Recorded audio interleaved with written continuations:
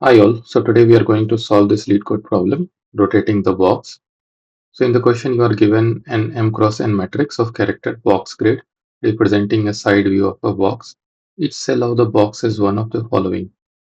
A stone, if it is the character present is hash, a stationary object, if the character present is a star, or empty, if it is dot, like this dot. So the box is rotated 90-degree clockwise, causing some of the stones to fall due to gravity. Each stone falls down until it lands on a obstacle, another stone, or the bottom of the box. Gravity does not affect the obstacle positions, and the inertia from the box's rotation does not affect the stone's horizontal position.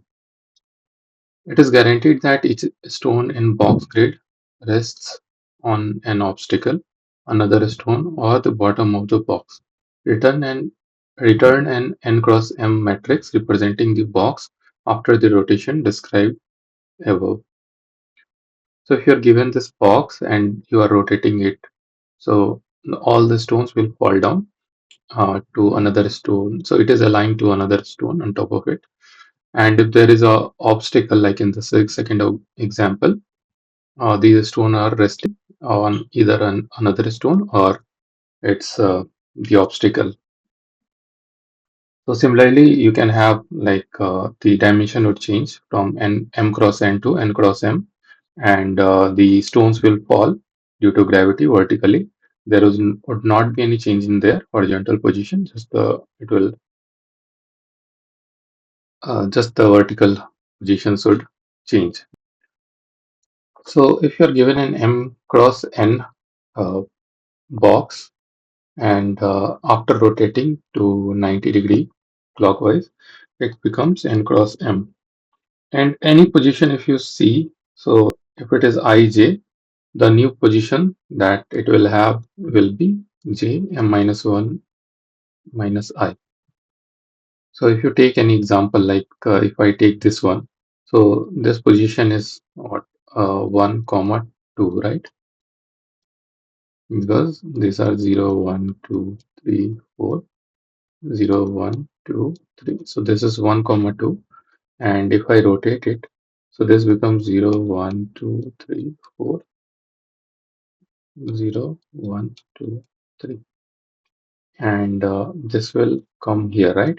So this becomes as 2 comma 3, and if we have this position becomes after rotating, j is what, 2, right? So 2 comma m is 5, we have minus 1, and I position that we had was 1. This becomes 2 comma 3. So this is the new location for any after rotation for any place, right? So what we can do is, like, we will initialize this new result with all as empty place, and in my solution what I'm doing is simply finding out where the obstacles are. So let's say this was the stone, and somewhere here there was a obstacle, right?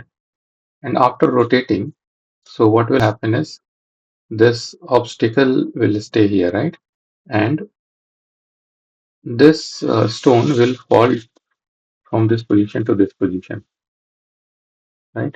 So what we can do is simply, whenever we find an we will move horizontally each row by row, and uh, for each row we will traverse through the columns, and we see wherever there is an obstacle, we will keep a count of how many stones we already have seen, and we'll fill in the this new result box with the stones moving upward direction till the count of the stones that we had seen, right? So yeah, that is my approach, and I will walk you through the solution. So in the solution, you have like m cross n uh, box grid length, and length and width. So I'm initializing the result as n cross m, and I'm starting by filling all the places with empty space, like this dot is representing empty. And while iterating through the row and column wise, I'm seeing if I'm seeing any obstacle.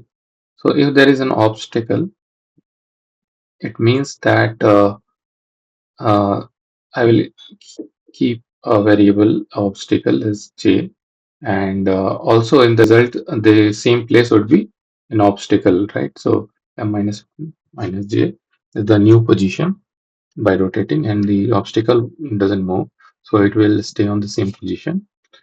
And if it is a stone, I will increment simply the stone count.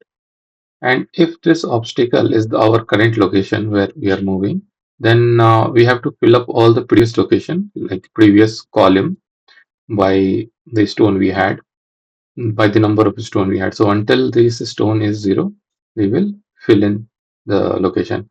And after completing this traversal through column, I will also fill in all the stones, whatever was left, and we will put it back in our result. And so this is depicting a cave wherein, like, we had some stones here and here, but this was empty. So this will, when it moves, it should also fall down, right? So this will come here, right? So it will start from the end, and it will try to fill in till the number of stone we had seen. Yeah, that is it in my solution, and I hope you like the solution in the video. See you in the next video. Thank you.